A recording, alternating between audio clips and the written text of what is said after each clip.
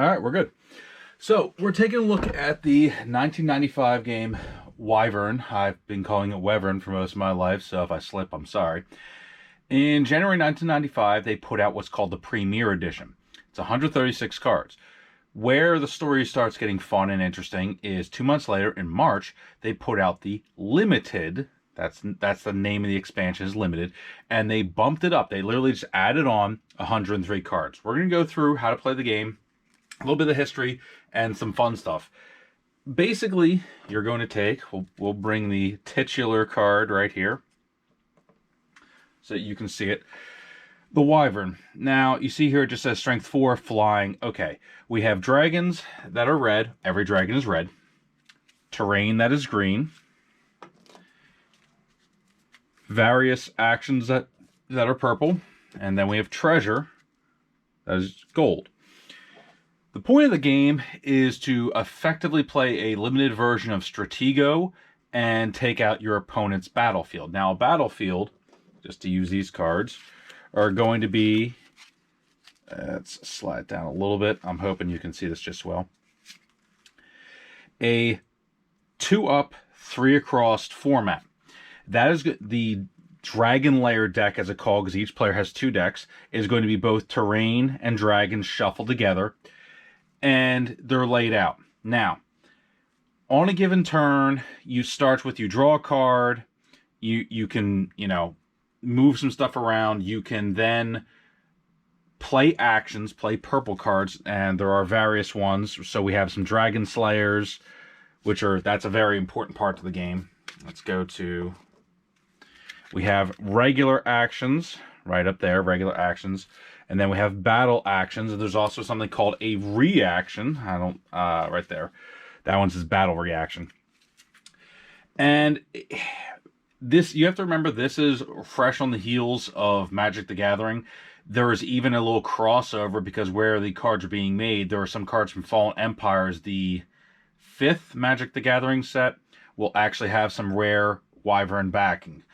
Now, there is also a treasure hoard pile that is purple and gold mixed together, and you draw 1 card every turn. There is no discrepancy for going first, so going first just has pure advantage.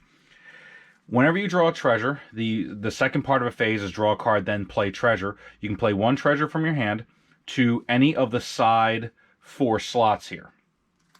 They can range, like this one here says, dragons in this row can't be killed by terrain. And I'll sit there and cover the whole row. If this row goes away, those are discarded. If you need to, you can replace them with other cards. There are ones that boost attack. There are ones that boost defense, give various abilities. Because you're also playing with gold. Each person's given 25 gold, and there's a big giant pile of gold in the center. And we'll cover some of that stuff. Going real quickly, your dragons come in the flying, obviously it just says flying. Super flyer, they're rare in the sense of how few there are, not in, because for example, this one is rather common to come across. Subterranean, which effectively move just like flyers. I'll cover that in 1 second, so it's interesting that they took that mechanic and went kind of sideways with it. And there are scouts. This one's a flying scout. This one is a bland, just strength only dragon. So I have my 6, my opponent has their 6. Flying can jump 1 row, so if it's here, it can jump this row and hit their first row. If it's here, it can hit both rows. Super flyers can jump 2 rows, so they can go anywhere. Subterranean can jump 1 row. The flat strength ones, they just have to attack directly across. So this one, I'm not sure if you can see that, says strength 1. It could only attack in the opponent's 3 spots. It can't jump any rows, that sort of thing. Then we go forth playing actions. The person whose turn it is, they start, and there's various things. There are ways to draw cards. There are very few in between. There's ways to make opponents discard. There are even fewer. There are some buffs. There are some, wrath effects, like this one here, Doomsday. All face-up dragons are killed. And then it does a bunch of other stuff. Okay, mostly normal. And we devolve a little from there because of terminology. Where is it? Here it is.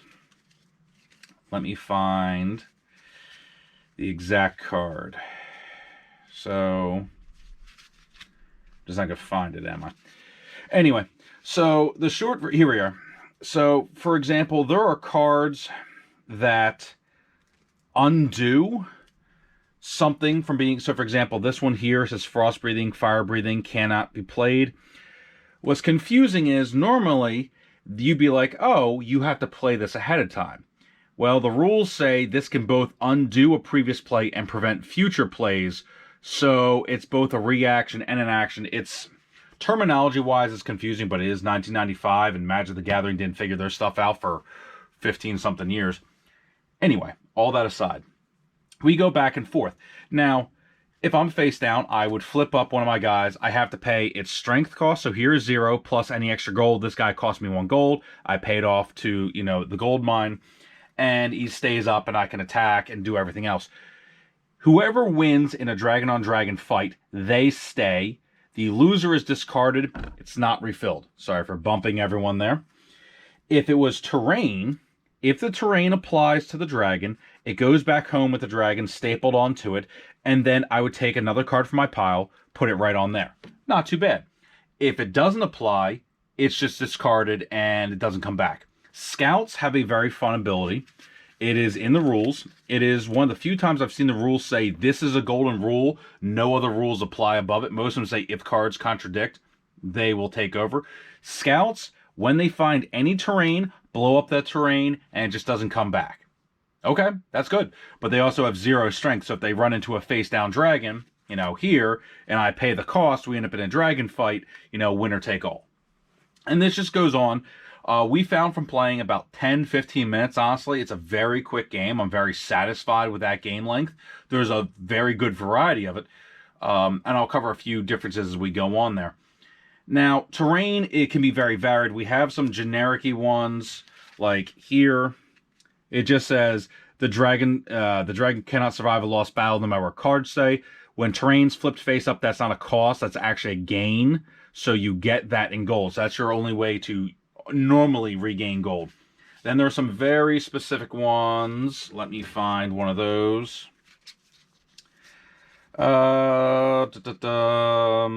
Kills any flying dragon, for example. If a non-flying dragon, subterranean or non-flying period, finds it, well, this will just be discarded.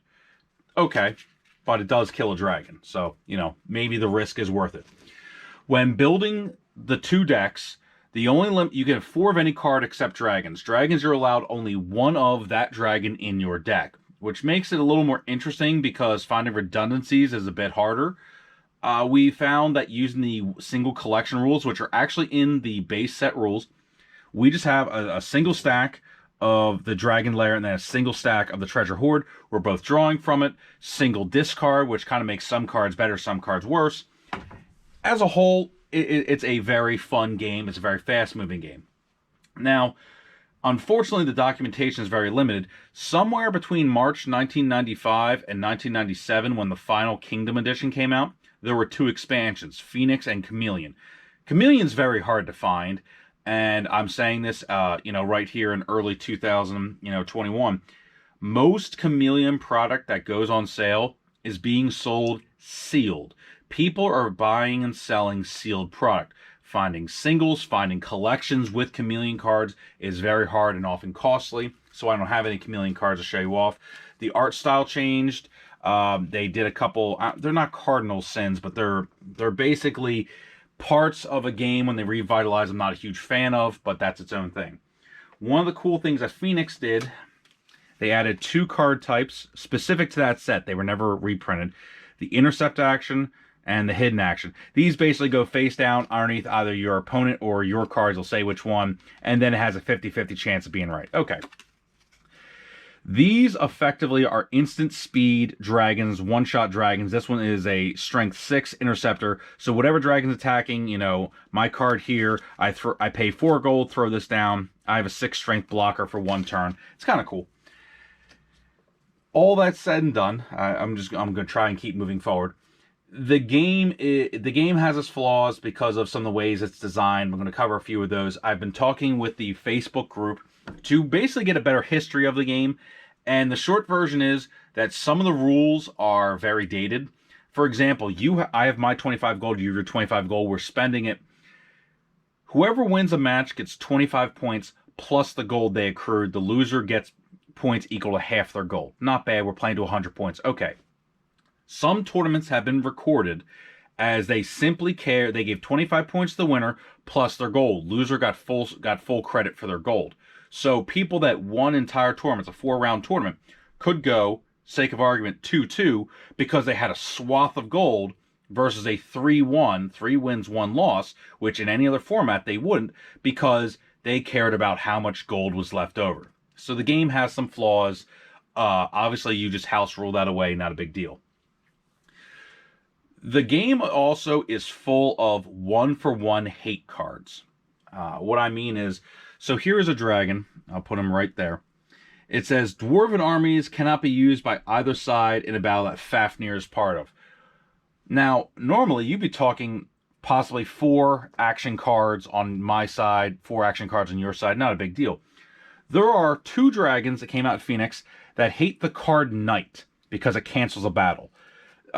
It's weird, but anyway, we'll get into some of the cool parts. The part most people focus on second after. I mean, I like the art style. The original set and Phoenix have the same art style. Chameleon does not. Next are the Dragon Slayers, a very specific kind. Basically, you skip your battle step, the step where you can attack with dragons, if you play a Dragon Slayer. Basically, they have to target a face-up dragon. This one, for 1 gold, kills a dragon, strength 2 or less. Seth does a bunch of tricks. He kills zeros, mostly there for killing scouts. 3 gold kills any dragon. You know, it's gold management. And they take mythical personalities. So Thor here kills a subterranean dragon. St. George, interestingly, destroys one of the treasures, removes it from the game, actually. Then there are the reactions, the ones that counter. You know, this one just counters a Dragon Slayer. This one not only counters it, but you blow up a card on their battlefield, but does cost 2 gold. You know, then there are things that make things immune to Dragon Slayers. Here's one that says Dragon Slayers can't be canceled. You know, stuff like that. There's another fun mechanic called Help.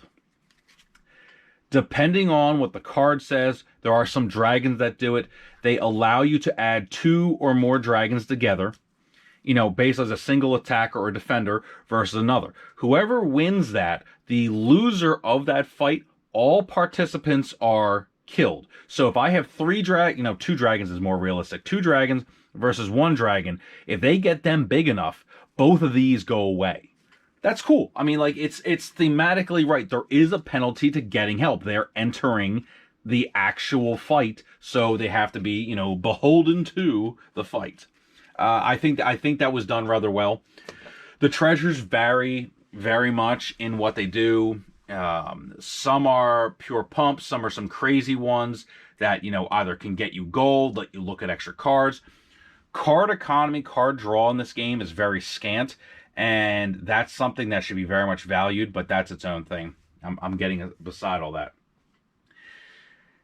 Trying to discuss a metagame, just because obviously as a game that was played in tournament, there is a metagame.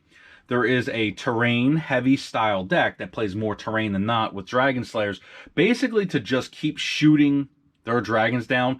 A scout shows up. Okay, you're in trouble, you lose 1 card, you blow it up next turn because you're going to keep gaining all this gold, and that's how you would win these tournaments, everything else. So that's just something that happened. We just have to admit it happened. Going on from that, Kingdom comes out after Chameleon in 1997. It is the base set plus some cards from Phoenix. Okay, perfectly fine. There are no hidden actions, no intercept. They just took some more generic-y treasure, some generic-y actions. Okay, whatever. After all that, the final gasp, they released this. Now, I'll pull this out. It is Wyvern. The cards, let's pull this thing out. The cards have different backs. They clearly designate dragon. And, of course, the other cards got stuck in there.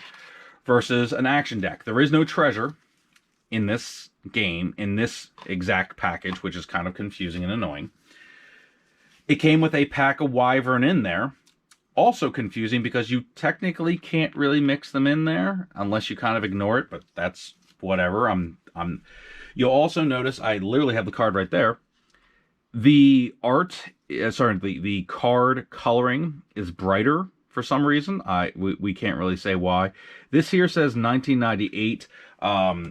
Most sources say 1997. I can't really, obviously, I wasn't really present, but I remember distinctly seeing this in Kmart. I remember seeing this in like a B. Dalton. I've seen this on some beach trips earlier in my days. This was sold, on the peg hook in bookstores. I remember distinctly seeing this thing in bookstores, and it breaks a few rules. Like, it has 2 of some dragons. It only has 8 pieces of terrain. I know there's at least there's 2 scouts. There's Amphitheater, and I think there's 2 of those in there. I'm not sure. It actually includes, where is he? That's from Phoenix. Yeah, there's another Amphitheater. There's a Super Flyer. So, like, I don't know what to say. They broke one of their own rules. They put 5 of that card in there. So there's literally actions, battle reactions, a lot of strength modifiers. That's from Phoenix. They have some of the cool ones, like the losing side. The side with the lowest strength wins this battle. I mean, that's a cool one there. They put in 4 of this just to kind of get you more gold. They did include help, as a 3 count there. They included, you have to include Dragon Slayers. They have the counterspell to Dragon Slayers. As a piece of history, it's very interesting that this was the last gasp to kind of do something with their property. The rules are basically the same. As a product, if you can get this for, let's say 15, maybe a little bit more, not by much. I won't go over 20. It's good. It's playable. You're not going to love it, which is that's kind of my problem. But, and here's the huge but, if you get to the actual game of Wyvern and look for it on our channel, Brandon and I are having a long form discussion live about how to make a cube. If you don't know what a cube is, that's one of any given card, and we're going to be crafting effectively what we think is the best version of the game that we can get our hands on. We're going with the cards we have, a lot of commons, uncommons, a couple of random rares, that sort of thing. But we're making cuts, giving our explanations why we think this, why we think that. If you actually get involved in, say, getting, let's just say 5 starters, you can have a lot of fun. You could even run a tournament, a 4-player tournament. You just get 1 deck effectively per person, and I would make a cube personally. That's just personal discussion. This game has a lot of good ideas behind it. It deals with this face up, face down. You kind of have to, mitigate your choices. You have to work on managing your gold, because you run out of gold, your options can get dry real quick because you won't be able to pay for dragons. But, for example, we have about this much of stuff in sleeves. My initial cut is this much. I'm cutting probably about a 1/6 to a 1/5 of stuff initially in my estimation, because there's so many 1-for-1 hate cards. He hates Dwarven Army. Well, if I'm playing a cube, there's only one other Dwarven Army. Do I really want to run a card that does that? All that aside, the game ran from 1995, technically, as this thing says, till 1998. There were 2 expansions. There were 3 different versions of a base set. Limited, which, let's see if you can see that. These are Premier. I need to see the dot. Here we are. There's a little black dot there. Also, any card over 163 is... No, sorry, 136. 136. Any card over 136 is part of Limited or Kingdom, and Kingdom actually has a little mark on it. I believe this one does. Let's get a clear one. You can see that's the Kingdom mark. So you can kind of tell. As far as Premier, the only things in Premier that are worth more are there are 2 foils of the Wyvern Shadow, and that's about it. Doesn't really matter. But for the sake of this channel, this is a dead CCG. I've honestly had this game... I was a Dragon fan while I was younger. I had it because the art's amazing. It gives you some flavor text. I mean, just look at... Here are 5 different cards. Look at the difference in the conception of these different dragons. Some of them are trying to exude what territory they're from. They're trying to kind of tell you something about them. Now, of course, then you have Subterranean. This thing's just hovering around somewhere in the ether. I don't know. But I like the art style. A lot of people do. That's what most of the collectors are about. There is a Facebook group. I'll put a link to them in the description. But that's kind of the history of it. There's not a lot of history. Mechanics were added in Chameleon. We'll cover that kind of in our discussion and review, but the short version is Chameleon changes the game and makes it much more competitive, but in a bad way, in my opinion. It adds some good ideas, but for the most part, just think with your wallet. Don't spend a lot. An average starter goes for $10. If someone wants to sell a bulk of them, you can get them for less. I think it's a fun time. Is it like a top 10 pick for me for this channel? No. But if you're a Dragon fan, if you like this art style, the game is extremely playable. It's kind of a timeless thing, but you have to remember it is mid-90s. You are going to have to not play every card, because there are some cards that they're not worth being in a deck. They're just not. I'll put it that way. But I know it's sort of turned into a review. That's the history of the game. That's the history. That's the rules. I'm missing a few little nuances, but most of them are kind of corner cases. The game overall, most questions are answered. It's just the wording on the card. Like, for example, cancels current battle. Dragons go back to their positions face up. There is a lot of ambiguity. If you use your head, you've played enough CCGs, this game makes perfect sense. If you haven't, you're going to have more questions, but that's its own thing. It was 1995. I don't know what else to say. So, US Games put out something that kind of actually has held up, more so for the art. That's how people collect it. Don't try and go for a full set. You'll lose your shirt and you won't feel good about it. But all that's said and done. So for Cardboard Resurrection, like, share, subscribe, help get the word out that we're trying to keep some of these dead CCGs in the limelight. We're trying to look at forgotten and forsaken games. If you're in a position to help the channel, we have patreon.com/cardboardresurrection, all one word. And there are tiers. One of the tiers opens up voting for what we do next, what games we play in which order, what reviews come out next, what extra topics we talk about. As you can see, we kind of have a different set going on, so we're kind of trying to build up our production value. And also, when we get enough people, we're going to start doing giveaways. So if you want to be part of people that receive stuff like this, I want to send this stuff on. I want to keep it going. I don't want to just try and, chuck it back on eBay for a couple of bucks. I want to go to people that want to play stuff. So until next time, Cardboard Resurrection, and this has been the Wyvern History and Rules. I hope it was informative. I like this game so much, I'm very happy to have had a reason to dust it off again.